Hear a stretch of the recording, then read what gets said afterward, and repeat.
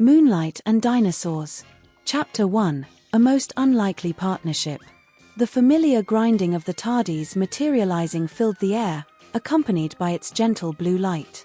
The fourth Doctor stood at the console, an eccentric whirlwind of energy as he flipped levers and spun knobs. His signature scarf coiled loosely around his neck, and his hat hung on a nearby lever. "Earth again, Master?" K9 chirped, his small mechanical frame trundling across the floor. "Yes, K9, the Doctor replied with a grin. "But not just any Earth visit. There's a peculiar ripple in time, right here in London. Fascinating, don't you think?" The TARDIS had parked itself beside the Thames, not far from Big Ben. Outside, the city was alive with activity, tourists snapping photos, locals rushing home, and, oddly enough, a sleek Aston Martin DB5 parked conspicuously near the bridge. The man leaning against the car was the picture of suave confidence. His tailored suit gleamed in the fading light, and his piercing blue eyes flicked toward the TARDIS with measured curiosity. He didn't flinch when the door swung open.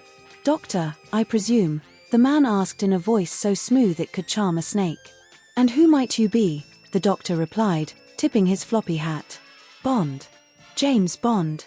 The Doctor's face lit up with delight. "Oh, what fun. The legendary MI6 agent. I've always wondered if you were real." Before Bond could respond, a second figure appeared, Miss Moneypenny, composed and elegant, carrying a slim briefcase. "Commander Bond," she said crisply, "we've detected an anomalous energy reading in the Thames. Q believes it's alien in origin." "Alien?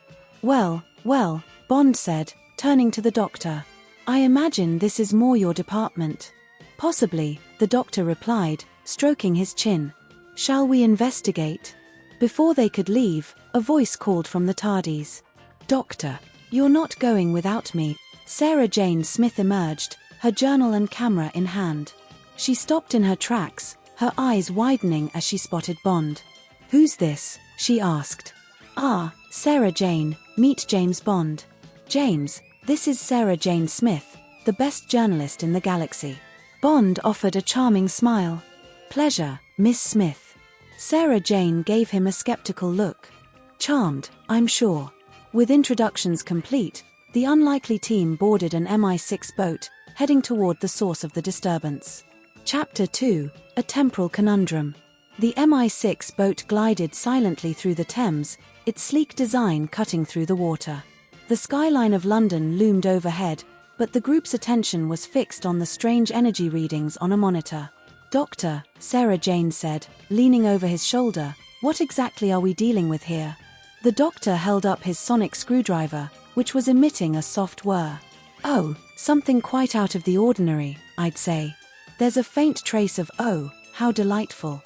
Temporal energy. Temporal energy?" Bond repeated, arching an eyebrow. "Time energy," the Doctor explained. "Someone's been tampering with it. Naughty, naughty." The boat came to a stop near Greenwich, where the readings spiked. Beneath the surface, a hidden underwater base shimmered into view, its outline faint but unmistakable. "That's no ordinary structure," Moneypenny said, her voice tinged with awe. "It's a camouflaged facility," Bond said, slipping on a pair of infrared glasses. "Whoever's inside has gone to great lengths to remain hidden." Once inside, the team navigated a maze of sterile corridors. The hum of machinery echoed, and flickering lights created an eerie atmosphere. They eventually found themselves in a large lab dominated by a glowing machine. Standing before it was a man with wild grey hair and a manic glint in his eyes. "Dr. Victor Crane, I presume?" Bond said, his voice calm yet commanding. Crane turned slowly, his smile unsettling. "Ah, Commander Bond. And, the Doctor. You've brought friends, I see." "Your machine is dangerous, Crane," the Doctor said, stepping forward. "You're tearing holes in time." Crane's smile widened.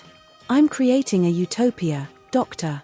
A perfect world where the past, present, and future collide." "That's the trouble with utopias," Sarah Jane said sharply. "They always end in disaster." Before anyone could stop him, Crane activated the machine. A swirling vortex opened in the air, and from it emerged a towering Tyrannosaurus Rex. The creature roared, its eyes blazing with fury. "Time to run," the Doctor shouted, grabbing Sarah Jane's hand. Bond fired a few shots at the machine, causing sparks to fly, before following them out. Chapter 3: Journey to the Cretaceous. The TARDIS shuddered violently as it landed in the Cretaceous period. When the doors opened, the group stepped into a world unlike any they'd ever seen.